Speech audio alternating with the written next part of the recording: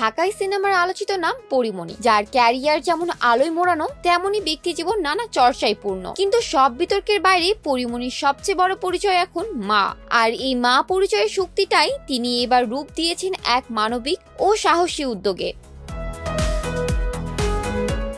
মাতৃত্ব নিয়ে নিজের অভিজ্ঞতা থেকে অনুপ্রাণিত হয়ে পরীমনি শুরু করেছেন নতুন এক পথ চলা, নতুন ব্যবসা। বডি নামের এই ব্র্যান্ড শপটি একদিকে যেমন মা ও নবজাতকের জন্য প্রয়োজনীয় পণ্য সরবরাহ করছে, অন্যদিকে ঠিক তেমন ভাবেই ভালোবাসা ছড়িয়ে দিচ্ছে সমাজের অদেখা কোণায়। পরীমনি জানিয়েছেন এই প্রতিষ্ঠানের লাভের একটি অংশ প্রতি 3 মাস পর পর বরাদ্দ রাখা হবে গর্ভবতী নারী ও নবজাতকদের জন্য। উদ্দেশ্য একটাই, যারা হয়তো জীবনের শুরুতেই ভালো যত্ন পায় না তাদের পাশে দাঁড়ানো।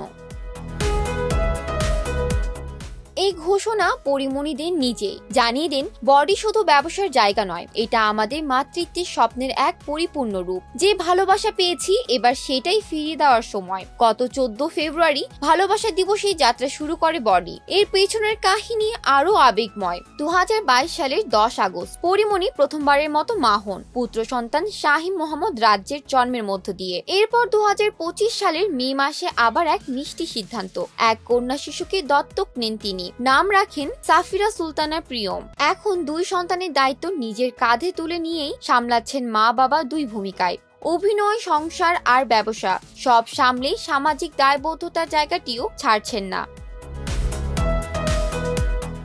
শরীফুল রাজ্যের সঙ্গে বিচ্ছেদের পর তার পরবর্তী সময়টা তার জন্য সহজ ছিল না, সেটা কারো অজানা নয়। কিন্তু সেই কঠিন সময়টাকেই পরীমনি রূপ দিয়েছেন এক আত্মবিশ্বাসী পথে। আগের মতো আর ক্যামেরার সামনে এক মুখ নন তিনি, সমাজের কাছে এক অনুপ্রেরণা। এদিকে পরীমনির অভিনয় ক্যারিয়ারও থেমে নেই, একের পর এক ছবি মুক্তির অপেক্ষায়। তার সর্বশেষ চুক্তিবদ্ধ হওয়া চলচ্চিত্র গোলাপে তাকে দেখা যাবে নীরব হোসেনের বিপরীতে। আরো কয়েকটি কাজ নিয়ে গুঞ্জন চলছে, যেগুলোতে নতুন রূপে ও ভিন্ন ধরনের চরিত্রে পরীমনিকে দেখা যাবে। সব মিলিয়ে পরীমনির এই সময়টা যেন এক নতুন পর্বের সূচনা, যেখানে আলোচনার কেন্দ্রে শুধু গসিপ নয়, বরং তিনি নিজেই হয়ে উঠেছেন গল্পের শক্তিশালী নায়িকা। মা হিসেবে, নারী হিসেবে, ব্যবসায়ী হিসেবে নিজের অভিজ্ঞতা দিয়ে তৈরি করছেন এমন এক পথ যেটা হয়তো ভবিষ্যতে আরো অনেককে অনুপ্রাণিত করবে। কারণ ক্যামেরার ঝলক নয়, আসল নায়িকা সেই যে বাস্তব জীবনেও এগিয়ে রাখে এক নতুন গল্প। আর পরীমনির এই অধ্যায় ঠিক তেমনই, একদম সিনেমার মতো, কিন্তু বাস্তবেই। জান্নাতুল ফেরদৌস, শোবিজ 24, ঢাকা।